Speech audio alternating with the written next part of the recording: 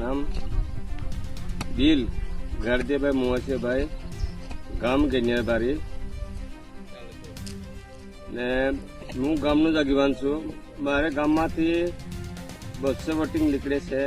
અમે સરકારને વોટ આપીએ છીએ. અમારું ગામનું સરનામું આપું તો ગામ ગેનિયાબારી અને તાલુકો નસવાડી, જિલ્લો છોટાઉદેપુર. તો અમારા સરપંચ પણ અમારા છે અને અભિસિંહ તળવી સાહેબ પણ ધારાસભ્ય છે, એ અમારા જ છે. અને અમારા જિલ્લા પંચાયતનો કેમજીભાઈ છે, એ અમારા જ છે. દિત્યભાઈ છે, તાલુકા સદસ્ય છે, એ પણ અમારા જ છે. અને એવી રીતે સાંસદ સભ્ય જસુભાઈ રાઠોડ સાહેબ પણ અમારા છે. મોદી સરકાર પણ અમારા ભાજપનો જ છે. તો હું ભાજપનો 2002માંથી જ આગેવાની કરું છું.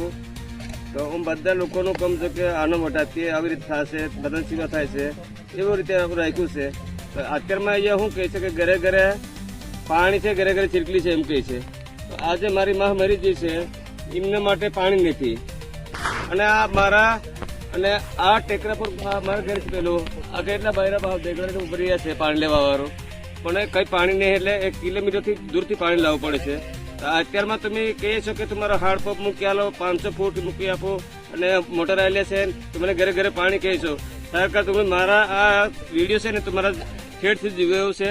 આ ગામ લોકોને મજૂર કરીને લાવીને પછી આ કરી રહ્યો છે, ખાડો ખોદાવશે પાણી માટે. તો આટલું પણ તમારો જરીક વ્યવસ્થાથી કરી આપો તો તમે સરકારનો માણસ છે, સરકાર બધું કરી આલે છે.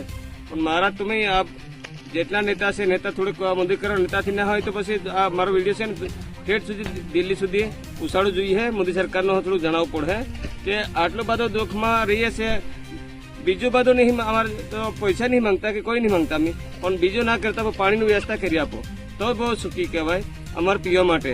તો કહેવા જઈએ તો તમે તો પાણી માટે કહેવા જઈએ તો અમારા પર તમે અને હમું કેસ કરવા કહે છે, આવું તેવું કરી નાખશે, એવી રીતે તમે ધમકી આપો છો સાહેબ.